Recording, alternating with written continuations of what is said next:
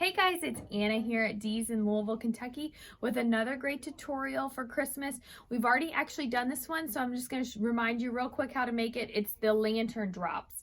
And this little kit is going to be up on shopdeeslouisville.com if you like this. The red one is still available, although it is selling out really quickly, but I've done up a natural one if that's more your style.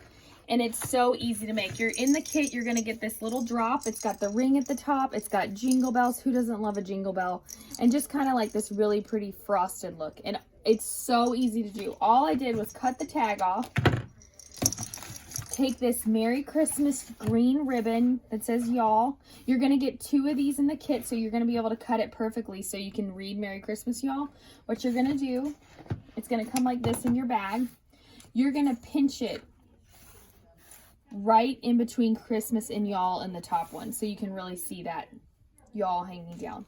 You're going to take your birch ribbon right on top, make a couple little loops like I have here. It's just going to take a yard of this birch ribbon to do that. Take your cloth covered wire, tie that right in the middle. Then you're going to just tie that right at the top where they have the jute wrapped around.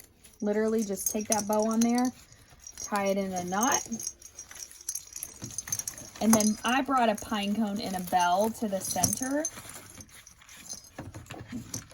You're going to trim that first green, the top 2 pieces, and the birch.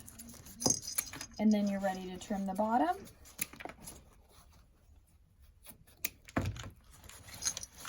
And that's how easy it is to make. It's so simple to do. This one's just a little bit more natural than the red one that's up there, but you could easily do one of each. You could leave this up all winter long because it just has a nice winter look to it.